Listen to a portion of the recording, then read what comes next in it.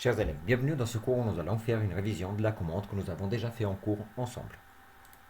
Pour ceci, je vous laisse ouvrir la page 145 de votre livre ICA. Dans la page 45, vous avez une indication de comment est constituée la commande. Attention, il est très important de comprendre que la commande est un contrat entre la personne qui fait la commande ou la société qui fait la commande et l'entreprise qui va fournir le matériel. Par conséquent, il est important de marquer un titre dans lequel vous pouvez spécifier les produits dont il s'agit ou alors simplement marquer commande. La phrase d'interpellation, Madame, Monsieur, qui vient ici, et ensuite vous faites une phrase d'introduction adaptée selon le sujet à traiter. Par exemple, votre offre due, avec une date précise, d'un catalogue documentation, nous est bien parvenue, nous vous en remercions. Vivement intéressés par vos appareils ménagers, nous passons commande.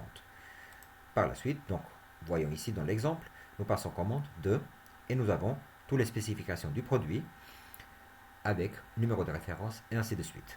Il est important de ne pas oublier les conditions. Les conditions, on ne commence pas en majuscule puisque nous sommes à la suite d'une phrase. Et les conditions concernent la livraison, l'expédition, l'installation, le paiement. L'avant-dernière phrase de notre lettre concerne l'espoir d'une exécution soignée. À titre d'exemple, vous pouvez regarder, c'est marqué, nous comptons sur une exécution de notre ordre conforme à tout point en modalité de ci-dessous. Nous terminons la lettre avec une ligne de salutation avec la notion de l'attente. Nous n'oublions bien sûr pas la signature. Pour revenir à notre exercice de base, je vous ai préparé un dossier dans lequel j'ai inséré tous les éléments qui sont nécessaires pour pouvoir faire notre exercice. Il s'agit en réalité de l'exercice que vous avez reçu tous en photocopie et qui est commande énoncée et qui concerne une commande avec des tuyaux. Je vais rappeler entre deux le plan. Il s'agit donc, dans une commande, de faire un objet que dans le meilleur des cas, ce serait quelque chose de spécifié, et si ce n'est pas possible, de marquer simplement commande. Ensuite, vous continuez avec une accusé de réception de l'offre due, ça signifie qu'il y a une date précise, relative à des produits précis, et remerciement. Ou exposé des faits si la commande n'a pas fait suite à une offre. Ensuite, vous faites l'énumération de l'offre, donc toute la partie du tableau, donc toutes les spécifications du produit, avec le numéro de référence, le prix et le total. Vous énumérez les conditions, la livraison, le transport, la garantie, le paiement, les clauses particulières, etc. Vous rajoutez une avant-dernière phrase dans laquelle vous marquez espoir d'une exécution soignée, éventuellement d'une demande de confirmation, et à la fin, vous finissez avec une attente d'une livraison et une ligne de salutation, bien sûr, suivie à la fin de notre lettre avec la signature.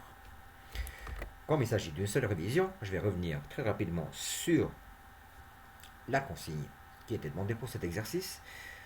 Une société telle qui demandait à une autre société qui faisait une commande. Il s'agissait de mettre en page une lettre en Arial 12 selon les règles que nous avons appris en texte justifié avec des coupures d'éléments. On était le directeur commercial de telle société et on répond à une offre précise en mettant l'accusé de réception, l'énumération de l'offre, les conditions, l'espoir d'une exécution soignée et éventuellement d'une demande de confirmation. À la fin, nous arrivons à une attente de livraison et une ligne de salutation. Voici maintenant le corrigé de la commande.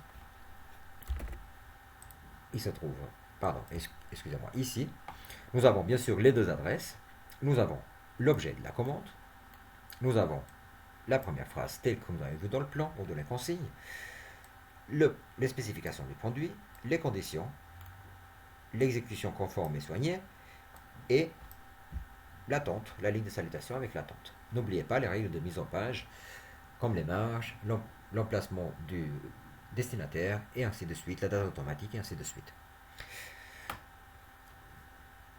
Je vous rappelle juste que dans cette partie-là, vous pouvez insérer un tableau, vous pouvez le constituer avec des tabulations, tel que c'est fait ici, mais ce qui serait très souhaitable, c'est de pouvoir utiliser vos compétences en informatique. Vous pouvez bien sûr insérer un fichier Excel ici qui se met à jour suivant les prix qui peuvent changer. Par exemple, dans notre fichier Excel, nous pouvons décider de changer nos prix, ce qui se mettront directement à jour dans notre lettre commerciale. À titre d'exemple, je vais supprimer cette partie-là. J'ai préparé au préalable un fichier Excel qui s'appelle commande tuyau, que je vais pouvoir maintenant insérer dans mon document dans la partie précise. où il devrait avoir les spécifications du produit. Dans ce cas-là, je vais faire insertion, objet. Je vais prendre mon fichier Excel qui s'appelle commande tuyau. Je vais le lier de manière à ce que quand je change, les informations se mettent à jour. Et ici dedans, je vais pouvoir manipuler mon fichier en faisant un clic droit et rogner. Et je viens ici dessous et je rogne mon tableau pour qu'il rentre comme il faut d'un côté et de l'autre dans mon document. Chers élèves, ce cours de révision de commande est déjà terminé.